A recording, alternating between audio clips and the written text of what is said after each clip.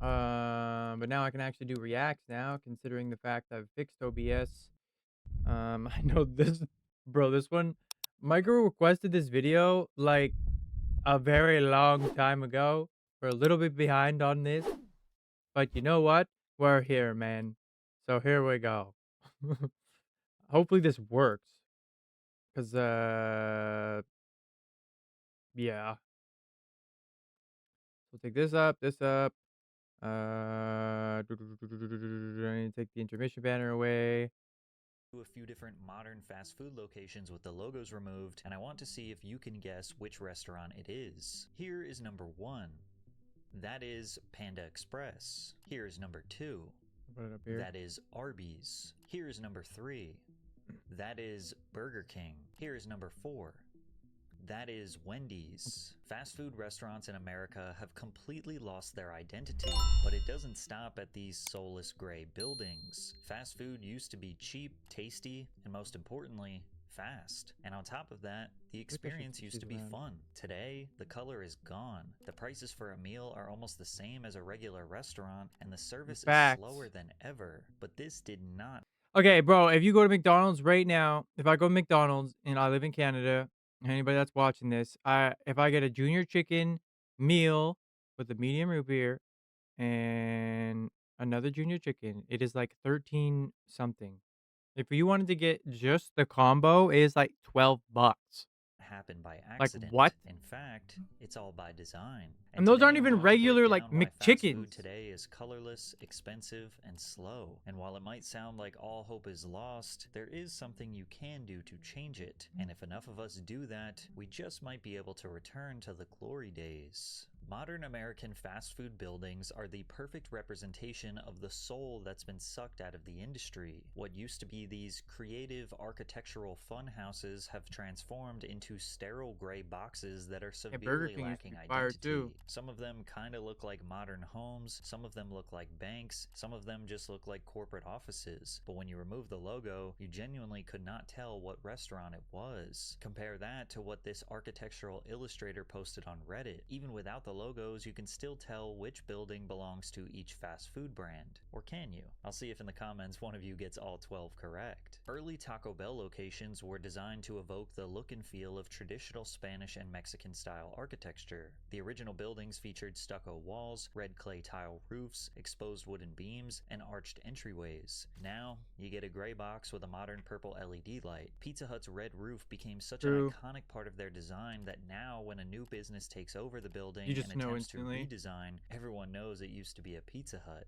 But today's Pizza Hut? Yep, another gray box. McDonald's used to have these big glowing arches you could see from a mile away. I was surprised to find out that there are still a few locations that maintain that 1960s vintage look. Take this Bloomington, Minnesota location for example. It still has the massive arches on each side, the red and white striped bricks around the edges, and red outline gives it this cartoonish but welcoming vibe. But sometime in 2023, they decided to get rid of all that charm and paint it gray. During McDonald's nationwide boom in the 1970s, they made a major rebrand to build locations faster. The red mansard roofs with the yellow accents that were supposed to resemble French fries is what most people remember visiting throughout their childhood. There are still a few locations out there that haven't been modernized. This one in Dunedin, Florida looks absolutely beautiful with the palm trees and the bright blue sky. Or check out this stunning Durham, North Carolina location. This photo was taken in 2021, but it looks like we took a time machine back to 1993. What the hell? Sadly,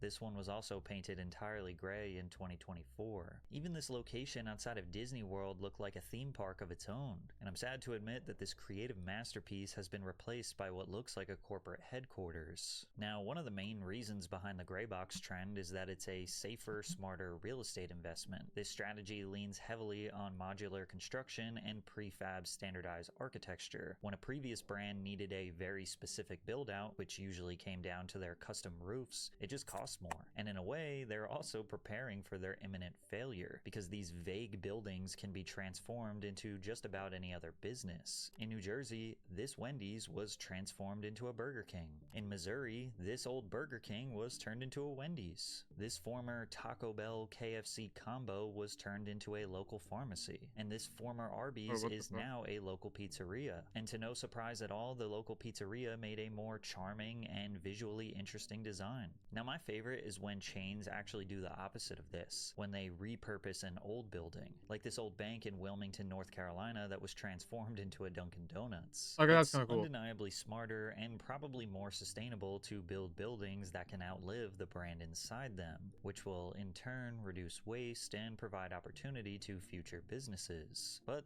there's just something sad about it too. Each restaurant lost all its character, but it's not just the exterior that lost its character. The interior is where many of these places thrived. Stepping inside used to feel like entering a little world of its own. Taco Bell had these purple and teal Art Deco chairs, textured wall tiles, and neon squiggles that felt like walking through a 90s arcade. People today would probably call this tacky, and they might not be wrong, but damn, it has an identity. But before we dive deeper, the other day I wasted hours trying to cancel all those subscriptions I forgot about. Luckily, today's sponsor Rocket Money is here to help. Rocket Money is an all-in-one personal finance app that helps you cancel subscriptions, lower bills, and manage your money better. Once you connect your bank account using Rocket Money, go to rocketmoney.com/PatrickCC or click the link in the description to get started for free. Wendy's had an immaculate 1970s grandma aesthetic. Wood-paneled walls, stained glass lamps hanging above every table, plush burgundy booths, and soft yellow lighting that made it feel more like a cozy living room than a fast What the food hell? joint. And these sunrooms? Dude, these sunrooms absolutely Nah, bro. ripped. They had so many of these. I've been in like 3 of them. They used to have these in DQ as well, on Dairy Queen. So I loved going down into these things.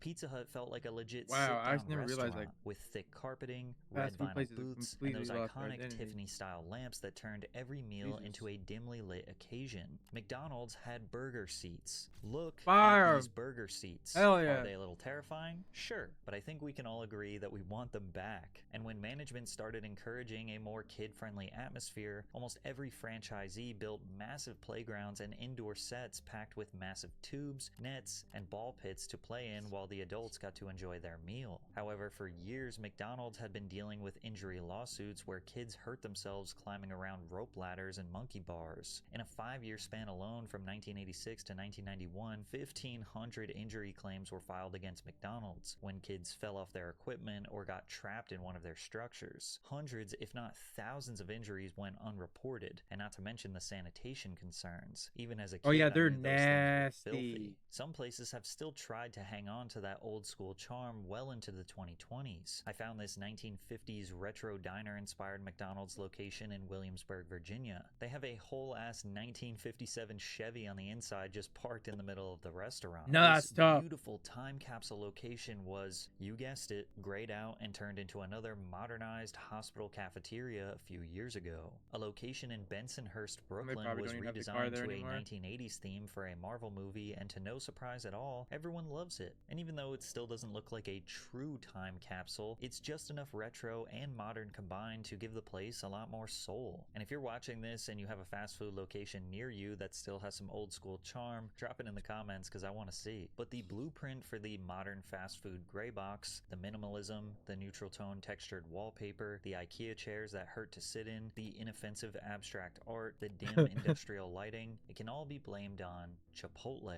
Chipotle's early 2000s expansion marked a turning point in the fast food industry. Their concept was called fast casual. You still got your food quickly, but the experience felt more elevated. The menu was simple, the ingredients were marketed as fresher, and the interiors ditched the kid-friendly chaos in favor of something more modern. Because of this, they were able to charge a higher price, and teenagers, college kids, and young professionals were more than willing to pay. But they weren't just paying for vibes. Those 2010s Chipotle burritos were massive. You used to get at least 2 servings of food for one price, which made it comparable to 2 fast food trips. Chipotle's success came at a time when McDonald's and other giants were on a rapid decline. In 2003, McDonald's stock price fell to a 9-year low, and in Q4 of 2023 was the first net loss in profits they ever had, losing $344 million.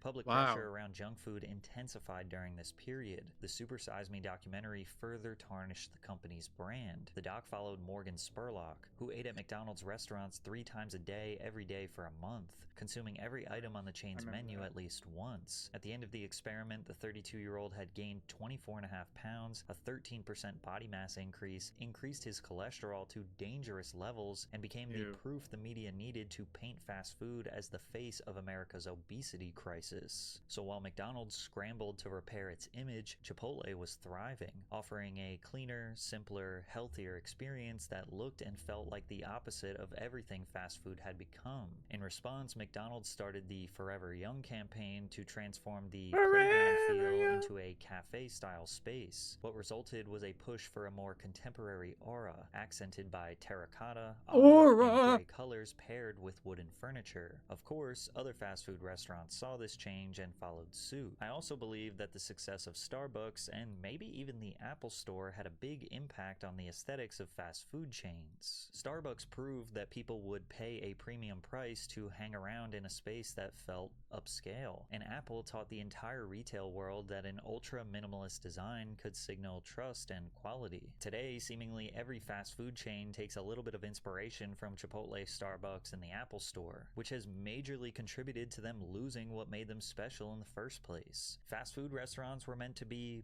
bold, fun, and kid-friendly, or even calm and cozy sit-downs for the family. But designers Lynn Rosenbaum and Michael Muchoff told the YouTube channel Cheddar that the design choices are nothing more than a marketing tactic. We have to be perceived as new and fresh and offering food that is new and fresh. What has changed within our restaurant? We want to communicate that to the customer on the outside, and the easiest way to do that is through architecture and interior design. How can we make it look healthier, but not actually make it healthier? That's basically the gist. I don't think any logical person is expecting fast food to be healthy, but the risk used to be worth the reward. Because beyond the building design and modern branding, it seems like they aren't even trying to make the food look or taste good anymore. The burgers aren't The even facts. close to as advertised, with buns flat as a pancake and lettuce that looks like it was left out all Gross. night. Places like KFC refuse to change the oil in their fryers, so you can't even taste the chicken anymore. And those so-called crispy fries you ordered look like they were defrosted, placed under a heat lamp, and served without anyone noticing they missed a crucial step. Even legendary YouTuber The Report of the Week, who has spent the past decade reviewing fast food menu items, just about had a meltdown over the decline in quality and service across every big chain in the US after countless bad experiences in 2023. Instances not as bad as this, but where there have been problems with my order, with the quality, it's just lapsing more and more. And it's not just Culver's. It's every place. McDonald's, Burger King, Wendy's, Taco Bell, you name it. There have been so many places, and I'm sure you've noticed this, that I've reviewed in the last couple years, where the food has just been awful. It's quite frankly disgusting. I hate when this happens, and what bothers me even more is when it's becoming more and more of the norm. When I'm trying out these sorts of items, and time and again, it's some burnt piece of garbage. It's some just vile slop, for lack of a better word. And it's getting to the point now where pretty much every other item that I review is just, it's disgusting in some way or another. Or it's just so overpriced that it might be alright, but it's like you're burning your money. What's even the point? But even if fast food companies lost the fun, lost the undeniable guilty pleasure taste, at least it's still cheap, right? I can't even like say how many times I've like got McDonald's, ate it, and then been like, wow, I shouldn't have done that. Or like, I regret buying that, Nope. Chick-fil-A, eating Arby's, all of that Wendy's, Jimmy shit. John's, Chipotle, Taco Bell, Average price increase of 10 different menu items from 2014 to 2021. Holy. God damn. Popeyes, and McDonald's all raised their prices by 55 to 100% between 2014 and 2024. Most of us can remember a time where 5 100% bucks is could fill you up at most crazy. restaurants. Maybe you'd snag a couple of grillers or a fill-up. I remember when we were in like fucking high school, bro, and we would bike down to McDonald's and get a couple of junior chickens and shit. I was like, I remember being like $10 and like 15 cents for the whole thing. Couple burgers, some fries, a drink. And now You can't even get a meal with some fries and one drink, and it's still over like Box from 12 Taco bucks. Bell, a McDouble, McChicken, and fries, a famous bowl from KFC, and even if you wanted to get full meals, you'd still spend less than $10. What I found shocking is that Columbus, Ohio has the most affordable Holy fast food in the flashbang. country, but meals still cost $10 on average. Most cities average Yeah. 12 to 13 bucks for a And fast that's food that's $10 American. So like you gotta I live in Canada, so it's like what, 13, 14 bucks. meal, and I can That's say with insane. certainty, at least where I live, that there are plenty of local restaurants serving way better food for $13. Some 100%. McDonald's locations were charging as high as $18 for a Big Mac meal. In 2024, the McDonald's president Joe Erlinger What? attempted to address many of the concerns that Americans had with McDonald's prices significantly rising. What's funny is that they made this graphic that claims to debunk a bunch of myths, while claiming that the facts state that they have only raised their prices by 20 to 40% since 2019. Like they put this obnoxious claim as a myth. McDonald's medium fries increased by 138%, just to attempt to soften the blow when they say that the fact is that the average price of a medium fries was a 44% increase. Like we're supposed to be like, oh, only a 44% increase for fries that are soggy, cold, and take 20 minutes to get? Yeah, that's one thing I never understood is like the fries and soft drinks, I feel like that shouldn't really be increased in price. I mean, obviously, like over time, it's kind of hard just to talk about that specific subject over the course of what they have it on the graph there as a 10 years, 2014 to 20. That's a pretty long time. And like, I don't know, the economy changes and shit happens, right? I guess time progresses. So like, I'm not really surprised, but for you to go to McDonald's, let's say, and buy a large fry, like, dude, it is not cheap. Ah, that's so much It's better not than fucking cheap. 138%. The reality is that fast food has You used to entirely be able to changed get it its and not value give a fuck. proposition to customers in America. It's no longer about being cheap, it's about Nah. being lazy. A professor of marketing at Johns Hopkins said, "These chains are not charity organizations. They are not trying to serve cheap food to people who are complaining about high prices. They're trying to get people who have either stopped going to the store or never went there." I suspect the value pricing approach is working for McDonald's. Okay. So, they killed the vibes, ruined the taste, charged way too much money. Is it at least still fast? Well, kinda. The speed of service has drastically decreased as Americans become more dependent on the drive-thru. America runs on urgency. Our cities are built to drive around, not stop and hang out in. Our work weeks are packed, our commutes are long, and our breaks are short. Everything in our culture tells us to move faster, work more, and consume more. So we designed an entire meal experience around not having to stop moving. Pull up in your car, order before you speak to a person, get your food in a brown bag, and don't even look inside until you're already merging onto the highway, and stuff the fries down your throat with one hand while the other is on the wheel. Drive-thrus aren't about convenience. They're a survival mechanism for a society that doesn't have time to sit down. But now even that convenience is starting to collapse. What used to be a 3 to 5 minute pit stop has turned into a 15+ minute wait behind a line of frustrated drivers. Even places like In-N-Out are facing major Yeah, problems bro. with In and lines out, that I literally always cause see on like guys streams that like stream in LA. I don't know if any of y'all have seen like the famous In and Out down there. This actually might be it right here. traffic on the highways next to them. Pretty much every Chick-fil-A I've ever been to around lunchtime That's has 2 rows of insane. 20 Like, plus cars bumper to bumper. Many locations are trying to combat these frustrating wait times by having staff walk around with iPads so you can get that somewhat satisfaction that your order is being taken care of, but it doesn't make the food come out any faster. Now you might think that removing drive-thrus in some locations or incentivizing walk-ins would somehow speed things up, but fast food restaurants have done their homework. Research shows that 47% of US consumers would simply avoid going to a store that doesn't have a drive-thru, and twice as many people prefer using the drive-thru to going in store. And that's because of the American go culture, as well as us not prioritizing eating as a meaningful experience. It's just another task to check off the list. Meals in other countries are a cultural staple, a time to slow down, talk, share, and connect. Americans treat eating as something you do out of necessity between meetings, in traffic, or while staring at your this phone. dude. And I'm talking to you. who's literally eating a meal while watching this right now. The Fucking right I obsession with am, quick brother. service, combined with fast food's obsession with Hell margins, is yeah. slowly turning these restaurants into massive robotic garages, like this But, con. mind you, I made this meal myself, motherfucker. This is some raw ass chicken that I cooked, mashed potatoes that I fucking boiled, skinned, and fucking mashed.